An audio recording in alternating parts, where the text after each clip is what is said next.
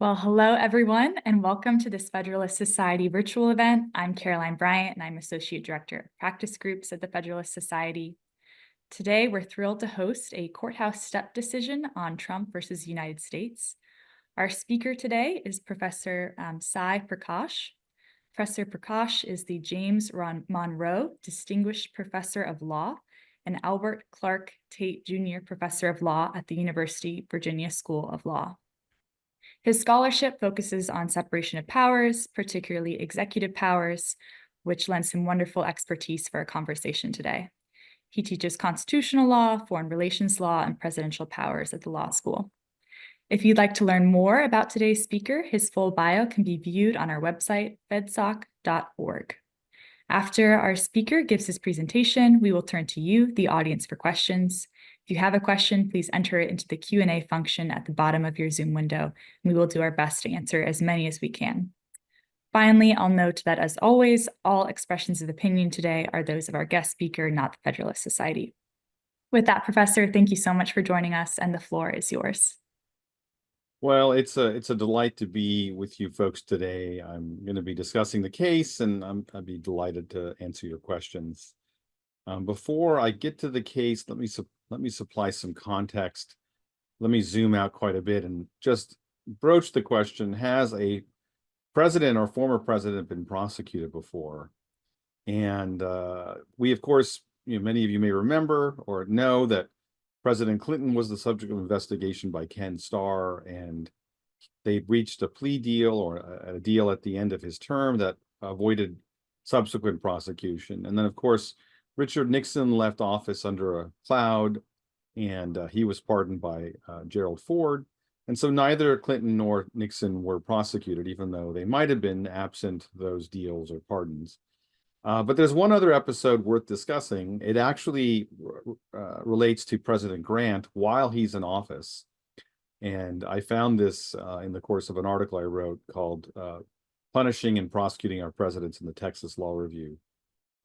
And the episode actually comes from, I think, a Washington Star newspaper during the Grant, sometime after the Grant administration. And the story goes as follows.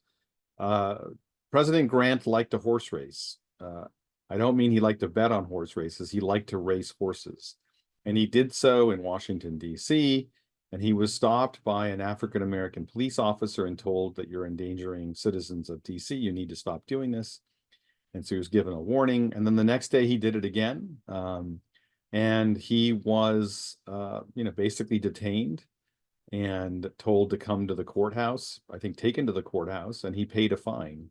And so this is a very interesting case because, of course, I think it's basically an arrest and an admission of guilt on the part of Grant that he had violated DC civic law. It's an obscure case, but it perhaps suggests something about the conception of the presidency in the 19th century. So what about the context of this case? As some of you may be aware, the former president is the subject of 4 current prosecutions. 2 are state prosecutions in Georgia and New York, and 2 are federal in DC and Florida. Those 2 federal prosecutions are brought by the same special counsel. And the Florida prosecution relates to some retained documents that the president took to Mar-a-Lago, and then the DC prosecution relates to the election.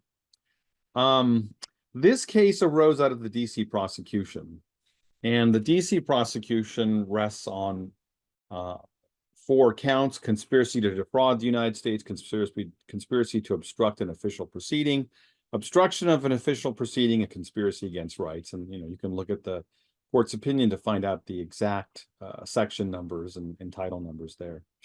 And in DC, the former president's lawyers argued that he was being prosecuted for his official acts, that the Constitution immunized those acts, and that a criminal conviction was possible only upon a successful conviction in the Senate after a House impeachment.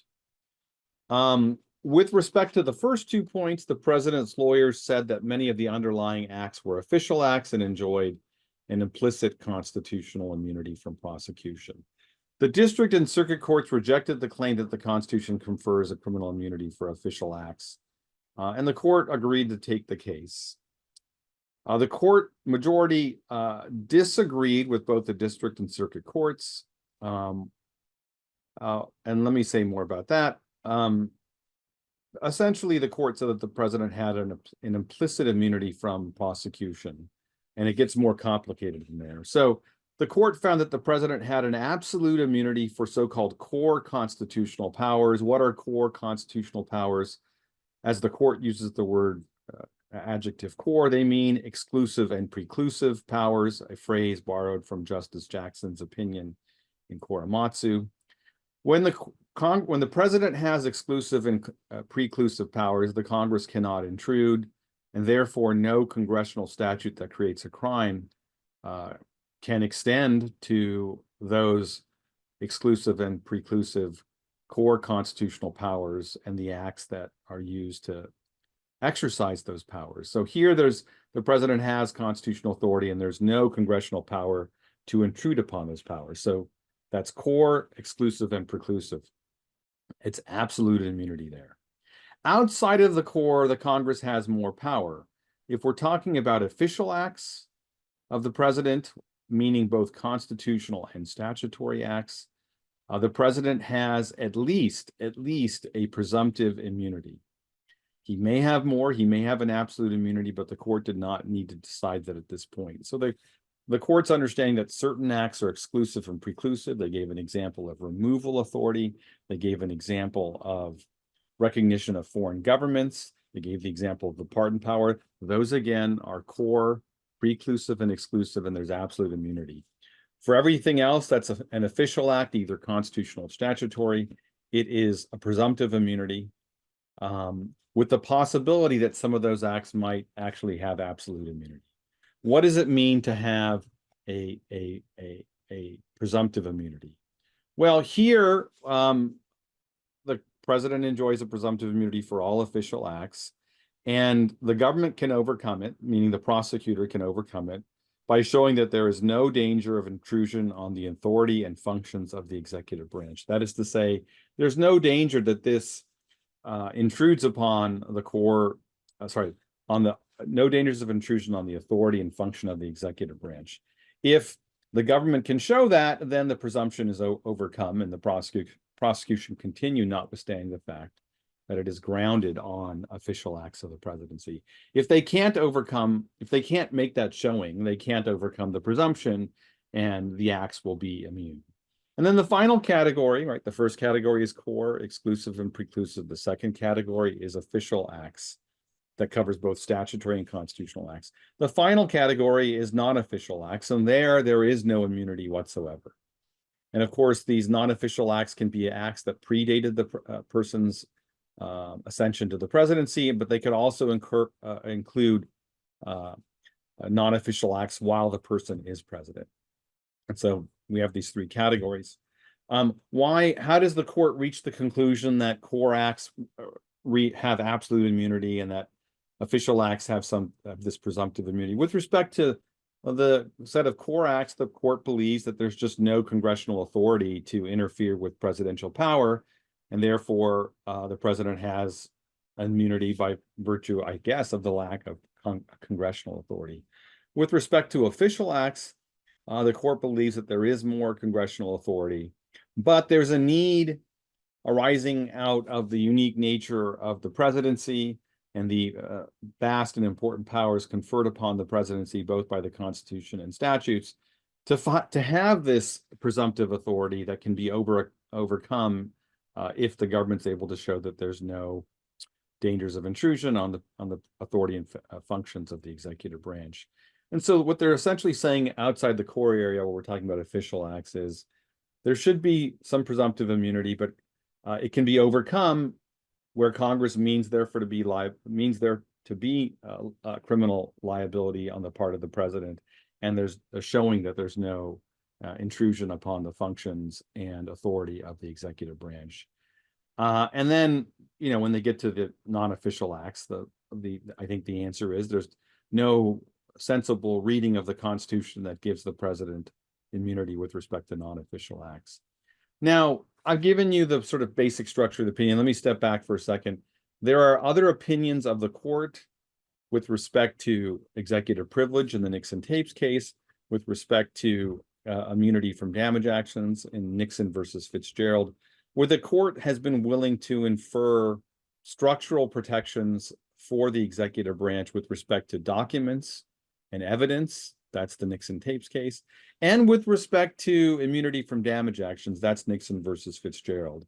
And they're essentially in those cases engaged in a public policy analysis to decide whether they should read the Constitution structure and separation of powers as granting immunities where there's no obvious textual explication or list of presidential immunities. And that's essentially what they've done here, right? They've looked at the structure of the Constitution, thought about public policy, and inferred, created an absolute immunity for core acts, and then a presumptive immunity for non-official acts. And then they set up, a couple of other things. They then went through all the acts at play in the DC indictment, and they said some of these acts rest on core presidential acts, core constitutional acts. Directing the Department of Justice is a core presidential act. It's exclusive and preclusive. Threatening to remove an officer is an exclusive and preclusive act. And so you just can't prosecute a president where the prosecution rests on these particular acts, and he's absolutely immune. And then they shifted to other acts, and they said some of these are presumptively immune because they relate to official acts. They took up the vice president. The president had discussions with the vice president with respect to what the vice president would do over presiding over the electoral count within Congress. And they said discussions with the vice president are presumptively immune because the president has to be able to have conversations with his vice president. But of course, the government can argue that these conversations do not pose dangers of intrusion on the authority and functions of the executive. What about conversations with state officials? Here they said we can't make broad conclusions about whether these conversations were official or non-official. The trial court should decide this. The analysis is going to be fact-specific, requiring assessment of numerous alleged interactions with a wide variety of state officials and private persons. What about the president's speech on January 6th and the various tweets he issued? They said, look, the president's often engaged in speech with the American public. Those are official acts. And they had suggested a broad understanding of the presidential power to communicate with the public. But having said that, there is going to be some speech that's private. Speech as a candidate or speech as a as a party leader might well be private and therefore not subject to the presumptive immunity. The court below will have to look to the content, form, and context of those communications. And then the final thing they said is immunity questions have to be decided at the threshold before trial, not at trial. And, so that means that the court should be deciding before there's a trial whether the acts in question are immune, either presumptively or absolutely, and only then possibly proceed to trial. There were two concurring opinions, one by Justice Thomas. He said that he did not believe, or he thought it was questionable and debatable whether the special counsel was properly appointed. As you may know, today, Judge Cannon in Florida decided that the special counsel was improperly appointed, that there was no statutory authority to appoint. So she was working on the exact question that Justice Thomas broached in his concurrence. And my understanding is that Judge Cannon dismissed the case because the special counsel was improperly appointed. I'm sure the special counsel will appeal that. Justice Barrett wrote separately saying that we should focus on the statutory question of whether the statutes cover these official or presidential acts, and differed with the court's approach to evidentiary questions in the case. So she agreed with most of the court's opinion and didn't agree with one part of it. Justice Sotomayor, Kagan, and Jackson dissented. Their opinions by Justice Sotomayor and Justice Jackson. Justice Sotomayor's opinion suggests that there should be Justice Sotomayor's opinion said that the majority's opinion placed the president above the law and that the presidents might be able to do horrible things and face no prosecution for this. She pointed out that there was no express immunity, and in the course of doing so, she kindly cited an article I wrote, the article I mentioned earlier, prosecuting and punishing our presidents in the Texas Law Review. And I encourage you all to read that. It's a very interesting read. And of course, it discusses that President Grant episode. She further asserted the notion of core and official powers was uncertain and nebulous and problematic in various ways. And she painted an apocalyptic portrait of the future where presidents are taking official acts and aren't going to be prosecuted. And she talked about, a president ordering the assassination of a rival. The court didn't directly discuss these possibilities, but I don't think the court's opinion necessarily implies that they are core rather than presumptively immune. And of course, to say they're presumptively immune, it doesn't mean that they actually are immune, because that presumption can be overturned. So I agree with elements of her claim, but I'm not sure I would have written the opinion the way she did. It's a common thing that the law professors say about Supreme Court opinions. And then Justice Jackson's opinion is very similar to Justice Sotomayor's. This case will have implications for all four prosecutions of the president. I think, the trial court in DC is going to have a lot of work to do. I think there's an allegation, or there's a claim on the part of the president's lawyers in New York, that some of the actions in the indictment relate to the president's official acts, and those actions now have to be excised in some way that might require perhaps a new trial. And of course, the Georgia acts are partly based on the same acts at issue in the DC trial.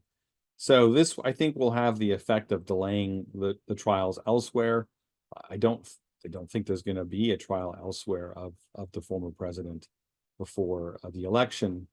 And I'm willing to discuss what happens after the election in the Q&A, because the DOJ's analysis and the court's opinion perhaps suggests that they're not going to be able to continue with the prosecutions after the election, if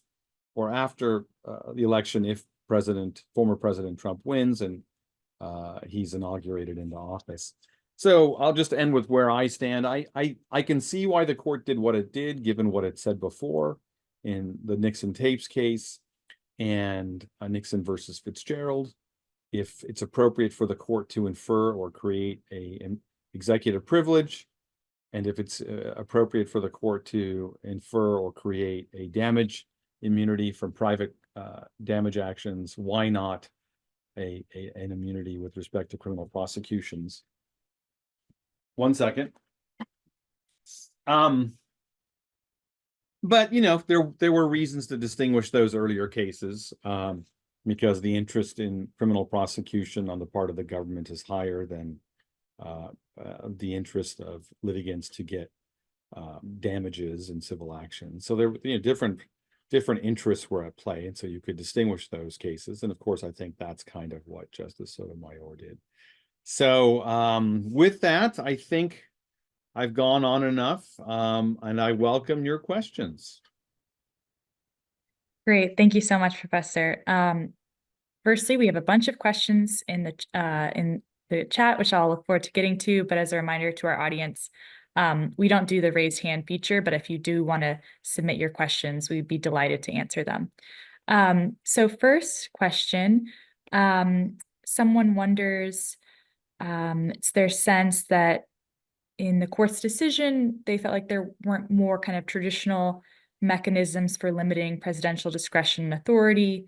Could you comment on kind of how this impacts kind of future checks and balances among the branches and subsequent elections? Well, I think what the court would say is, whether or not the president's subject to private damage actions or criminal actions, the courts stand ready to, enjoin the executive branch, if not the president, if the president is acting, or if the executive branch is acting contrary to law. So it's not as if the court is saying there's not going to be any judicial involvement when the claims that the president has acted illegally, either criminally or civilly, you might be able to get, an injunction of various sorts against executive branch officials, right? That's what the Youngstown case is about. It's not against the president, but it's against the president's officers. And most of the time, the president is acting through officers. The president's not acting directly. So I know that, there's a sense from the dissent that this case renders the president above the law, but the executive branch is still subject to all kinds of constraints. It's just not a criminal law constraint. And of course, from the perspective of the dissent and critics, the criminal law constraints are significant because they, on the margin, influence presidents not to take criminal acts, right? So in other words, criminal punishments and the threat of criminal punishments have a deterrent effect, and that's what they're supposed to have, right, on people that are contemplating illegal executive action. So the courts are still going to be involved. They're just, they're not going to be as involved in criminal prosecutions. The court didn't shut the door entirely. Again, for official acts, it's just a presumptive immunity. Second, there's still the congressional tools available to Congress, right? There's funding and hearings and, in the background impeachment, and those all still exist to limit the president. And of course, you can judge for yourself how effective they are and whether they become more or less effective. My sense is that they're less effective in the 21st century than they were in earlier centuries. Great. And we have two questions on the reference to SEAL Team 6 in Justice Sotomayor's dissent, and if you could both explain that and give thoughts on what this might mean.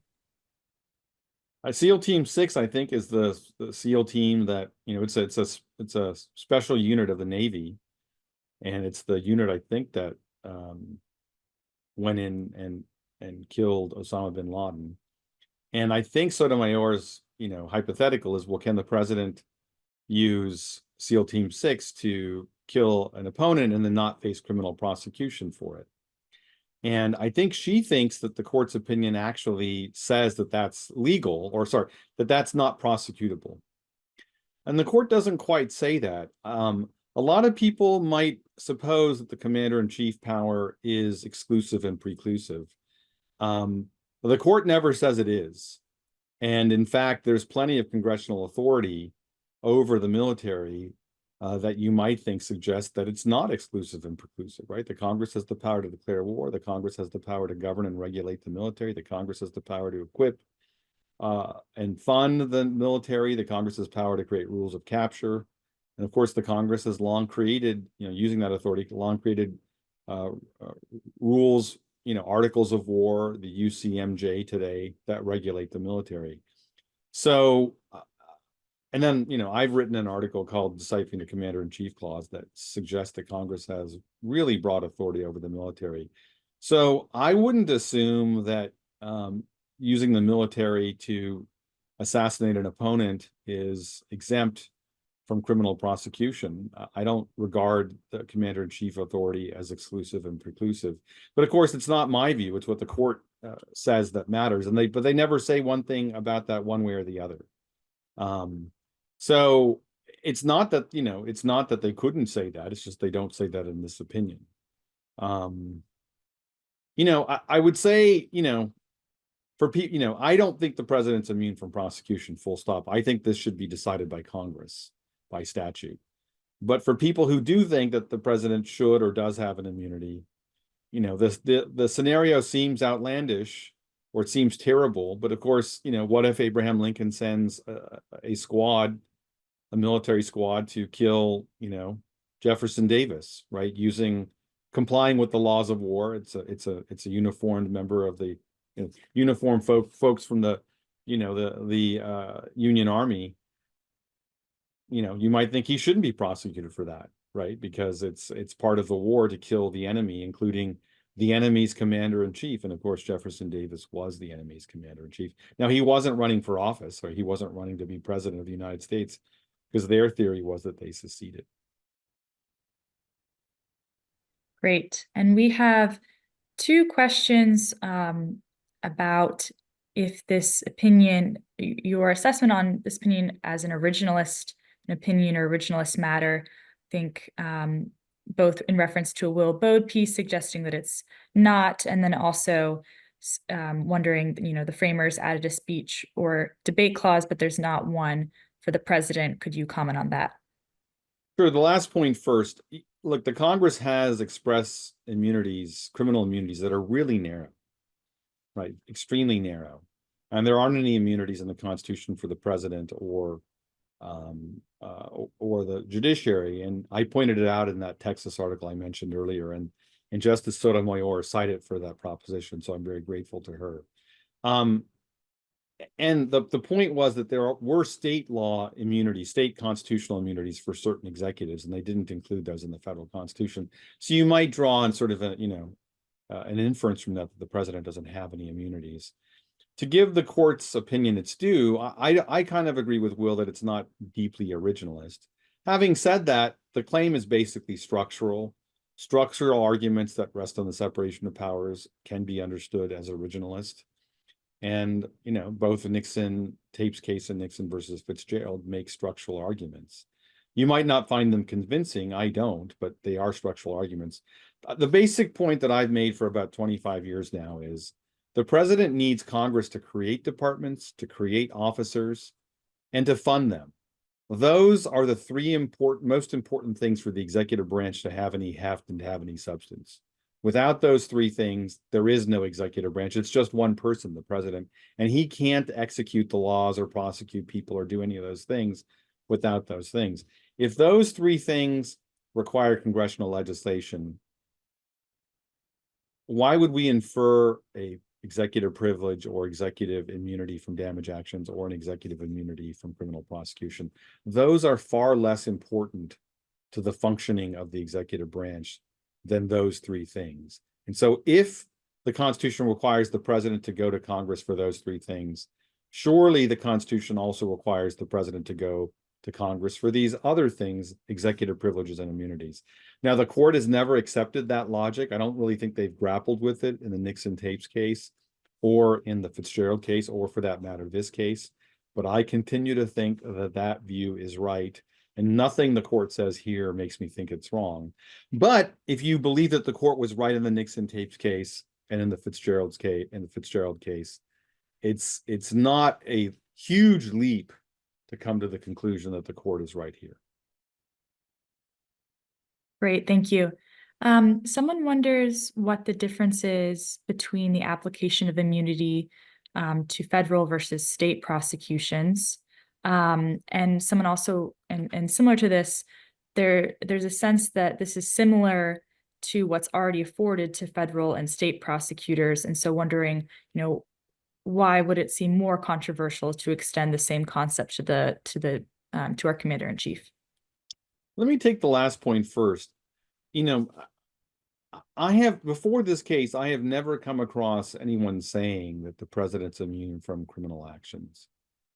Post office, right? The post office, not post office, but after he or she leaves office. The claim has always been the broadest claim I've heard with respect to criminal immunity is that a sitting president cannot be prosecuted while he or she is in office. And that's been the view of the Department of Justice for about 50 years now. But no one prior to this case, to my knowledge, has said that the president can't be prosecuted for his official acts. And so it's a very interesting and novel claim that has taken on more plausibility because of the context and people's sense, and I think this is the court's sense, that the prosecutions of the former president will reflect a certain partisanship. And of course, some people on this webinar will think that, and others will deny it. But I think it's an utterly novel claim. And of course, the court doesn't cite anybody who has said this prior to this case, which I think is telling, given Justice Roberts' fondness for saying, we've never said this before and no one's ever thought this before. He has said that in multiple cases when he wants to make a point. And then what was the first question, Caroline? I think just wondering, is this what does it have to do with state cases? Yes, exactly. I think the analysis is the same. If the state case rests upon some core act, you can't prosecute him for the core act, full stop. And if it rests on an official act, the president's presumptively immune. And that's why in the New York case, the president's lawyers have filed a motion saying that you've used his core or official acts to prosecute this case, and that makes this case misbegotten in some way, and either the trial has to be redone without reference to these official acts. I haven't read the filing, but they definitely argued that official acts were involved in the New York case or were referenced by the prosecution, and that was a problem. So I think the president's lawyers are going to use this case, the outcome or the decision in this case, with respect to all 4 prosecutions. They won't need to use it in Florida if Judge Cannon's opinion stands, right? Because she's dismissed the case. Did I answer the entire second question, Caroline? I don't remember all its nuances. No, I think that's perfect. Thank you. Right. So we have 3 questions on briberies. Curious. So, granting a pardon is a core presidential function, but taking a bribe to grant a pardon is not. Is taking the bribe still prosecutable?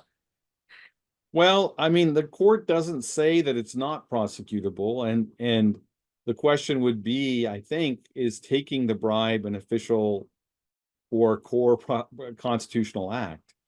And I don't think so.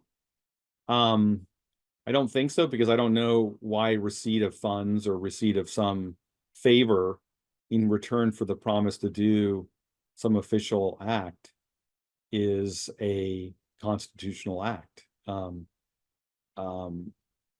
I think the bribery statutes, as the questioner suggests, don't require the consummation of the bribe. They prohibit the act of making the agreement, whether or not you fulfill it. That is to say, if you say, give me some, here, I'll take money and I'll do this act for you, that's a crime independent of whether I, as the president, or I, as the Secretary of State, et cetera, actually do the act. Having said that, I don't know why it is that Congress can criminalize the act of taking a bribe,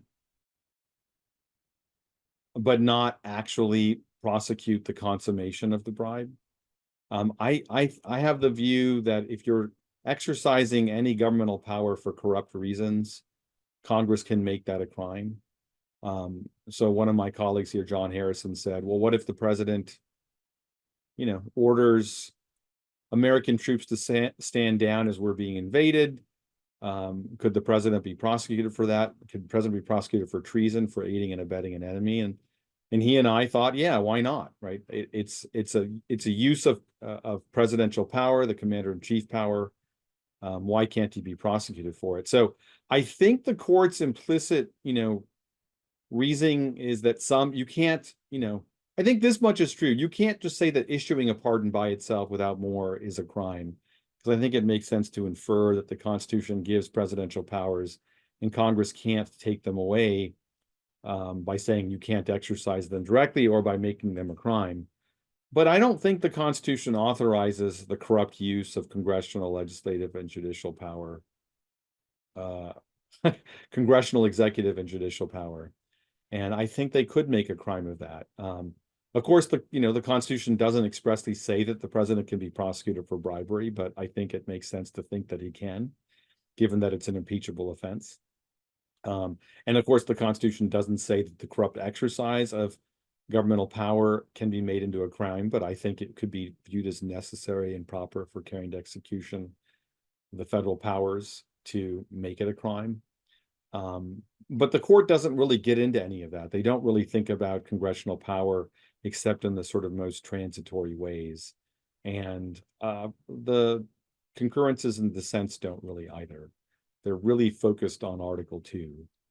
But interestingly enough, everybody kind of agrees that there are limits to what Congress could do, because even the dissent thinks that there are certain powers or certain things that the Congress could not criminalize. So. Great.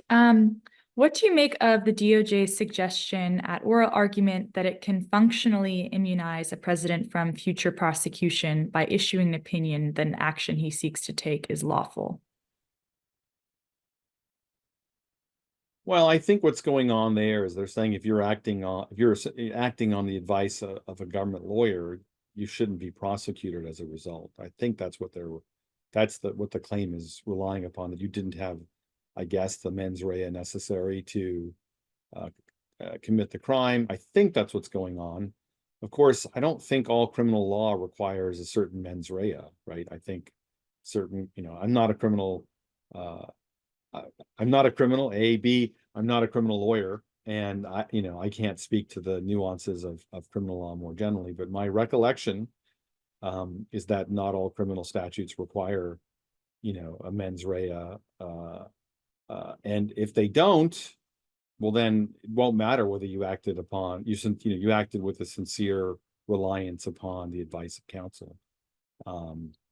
So, I mean, the mens rea might be, what I mean is like, you have to know that you did something, right? But you don't have to know that it was illegal, right? I think that's what I mean. I think you do need a mens rea, like you have to be cognizant of what you're doing, but it's knowingly doing something is not the same thing as knowing that it's a crime, right? And so even if you're told by your counsel that it's not a crime, you could still be guilty of the crime if you took the act knowingly without regard to whether you received counsel on it.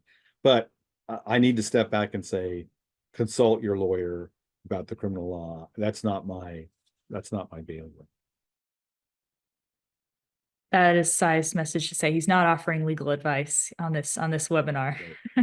If Donald Trump or Joe Biden are listening, seek your own counsel. That's right. Great. So someone wrote that Justice Barrett's concurring opinion at times seems to suggest majority opinion might be interpreted narrowly to not grant sweeping immunity, especially in situations where Congress has concurrent authority with the executive, which is true for a wide range of powers. Do you agree with that? Well, I mean, the court says that the president's immunity is only presumptive, where it's official and not exclusive and preclusive.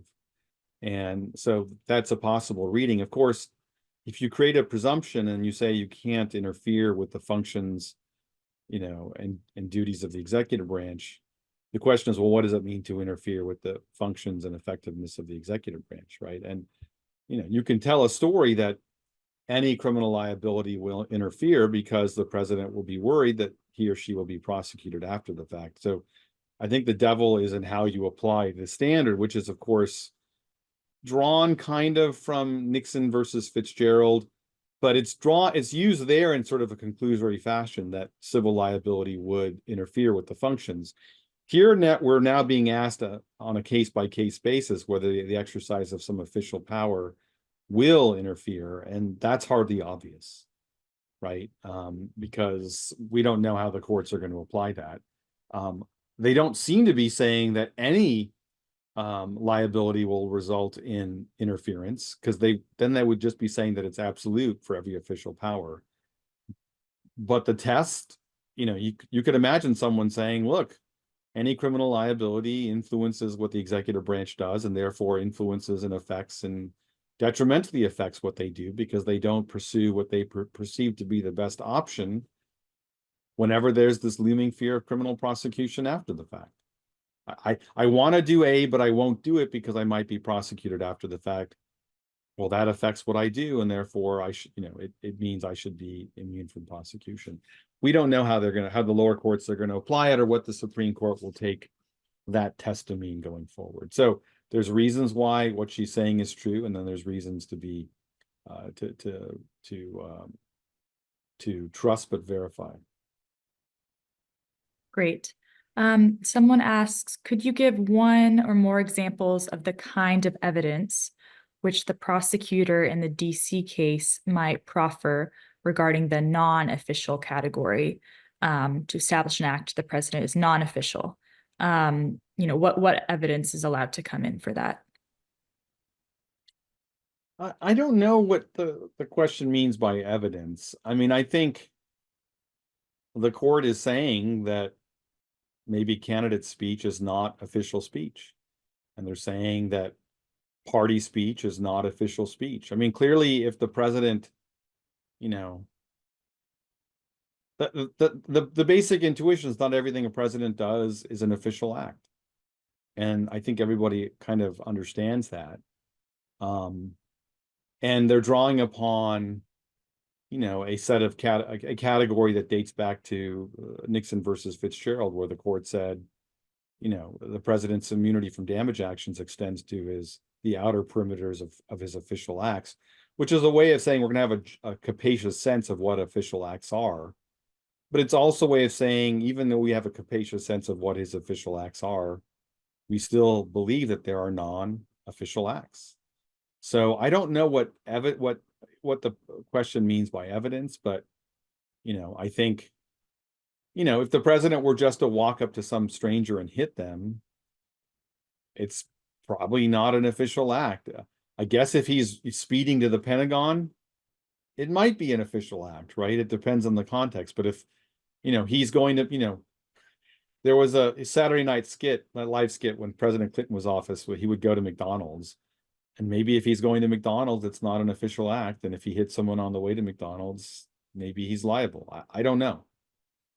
But they haven't really had to specify it because there hasn't been there wasn't really a case about non-official acts, to my knowledge, after Nixon versus Fitzgerald that went to the court. Great. And you've touched on this a little bit, but could you say a little bit more if the majority's framework is comparable to the qualified immunity applied to other government actors? That is an interesting question. I don't know if I touched upon it before. Maybe I think there are some similarities. I didn't go back and sort of rethink or look at the qualified immunity cases. So maybe there's something worth exploring, but I don't feel like I'm in a position now to explore them in my head and talk at the same time. That's very fair. So someone asks, can you speak to the substantive legitimacy of the conspiring against rights as a sensible charge? And, is that a stretch? Again, I'm not a criminal, lawyer. I've never been a prosecutor. I think what I would have done is I would have looked at all these charges and I would have asked the question, do they mean to cover the presidency? And do they mean to cover official acts of the president? And if I thought no, I don't even need to reach the constitutional question. And so this came up in the context of the Mueller investigation of President Trump, because they considered some of these same statutes in the context of President Trump. And I thought that was a mistake. The court has repeatedly said that we're not going to read, out of respect for the constitutional authority of the presidency, we're not going to read generic statutes as if they extended to the president's official acts. We're going to require more from Congress if they want to cover those acts. And I think that's especially true for the constitutional acts of the president, whatever constitutional acts were involved in this case. And if you think about it from that perspective, it's possible that some or all of these acts shouldn't be read to be covered by the statutes. And then with respect to those acts that, out of respect for the president, we're not going to read, Section 371 or some of these other sections as covering the constitutional acts of the president any more than we might read them to cover the constitutional acts of judges or members of Congress. That's at least a possibility. I thought it was an extremely aggressive reading for Mueller to investigate the president for removing someone. And so similar claims could be made about what's going on now. I haven't spent as much time looking at these statutes to think about them, but they're written in very broad terms. It's not clear what they mean. But should the court read them as covering the constitutional acts of constitutional actors? And you might just say, no, not without more. And the court has done this, right, in Franklin versus Massachusetts. It's done it in other cases, involving the APA, where they say, you know what, we don't want to read this statute to cover these official acts of the president. And sometimes it's a constitutional act, sometimes it's an official act. And they didn't really wrestle with these questions in the case. And I think that's what Justice Barrett's getting at. It's a threshold question. It's not constitutional. It's maybe a constitutional avoidance kind of use of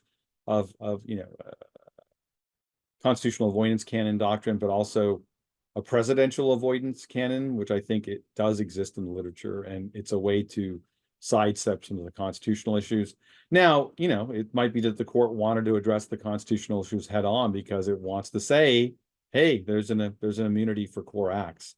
And you don't say that if you use a bunch of statutory techniques to avoid the constitutional issue. Great. Someone asks, would you agree that functionally the justice system has operated under the presumption that presidents are immune from criminal prosecution for official acts taken during their term, even after they leave office?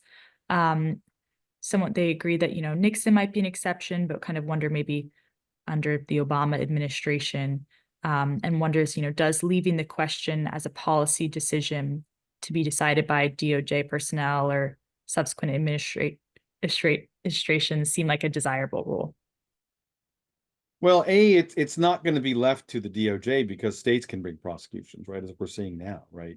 States can bring prosecutions against former presidents. I don't know of anybody, and apparently none of the litigants in amici know anybody who's ever said prior to 2020 that a president is immune from prosecution for his official acts, either constitutional or statutory.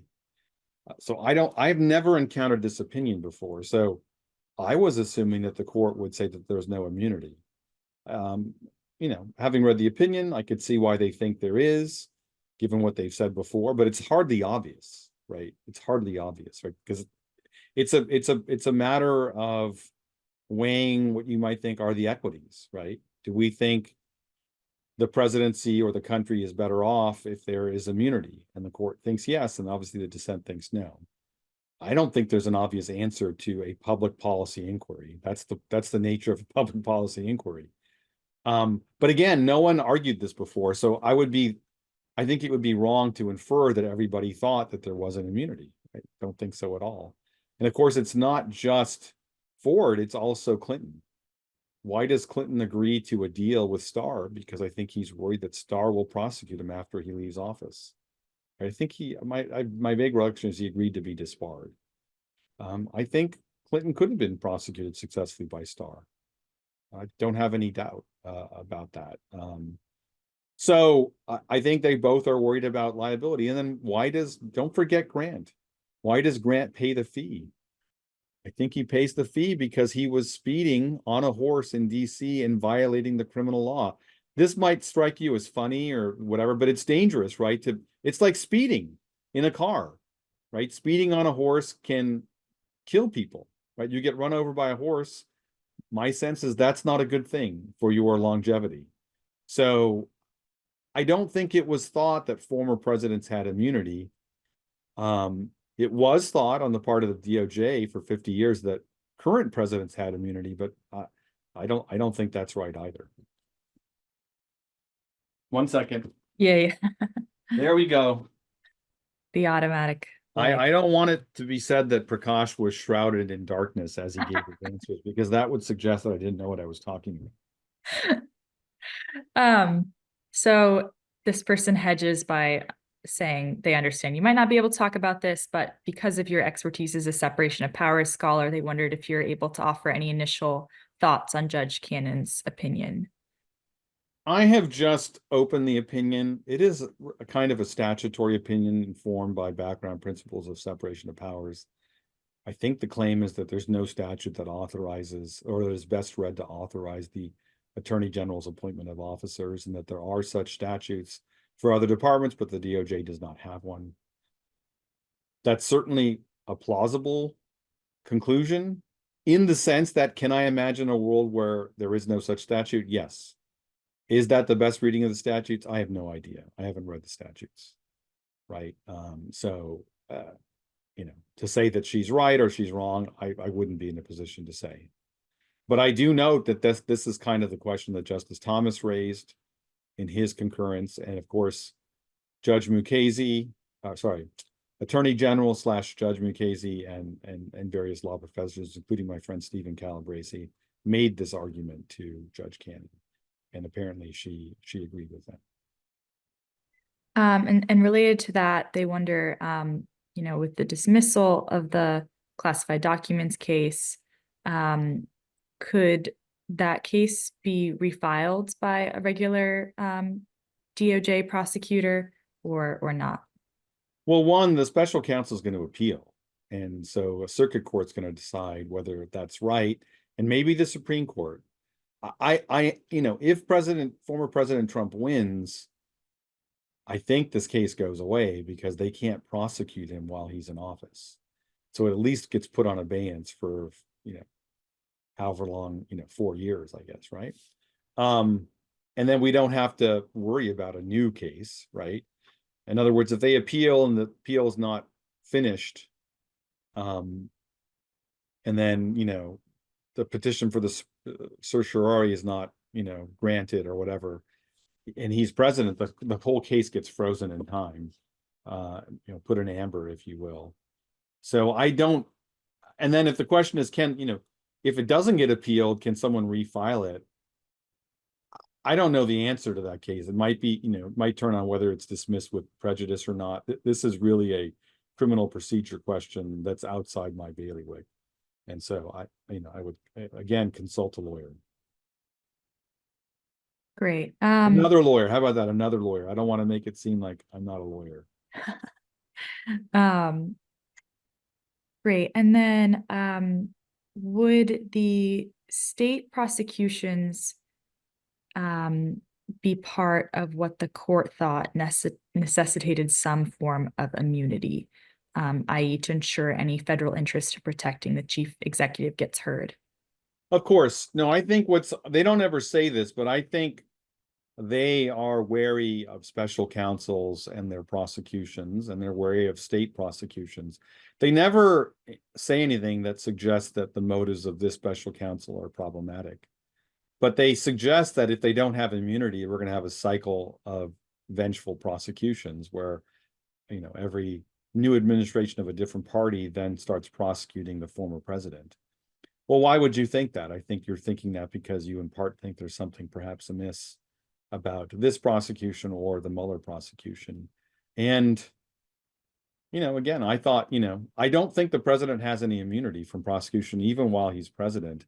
I certainly don't think he has any prosecution after he leaves office. But I can also think that the Mueller investigation was problematic in its interpretation of federal statutes. It's very sort of, I think, expansive view of the obstruction statute issue there. That's also at issue here. And then, as a previous questioner suggested, I think some of the other statutes might be read too broadly as well. And then, of course, in the New York case, you might think it's a stretch under state law. I'm not an expert on this aspect of New York law, but it is telling that the former governor of New York has said this case should never have been brought. It wouldn't have been brought but for the fact that Trump was a defendant. Well, when you think that or see things like that, you're going to be worried about what? Prosecutions of presidents and prosecutors trying to make a name for themselves by prosecuting a president or doing so for partisan reasons.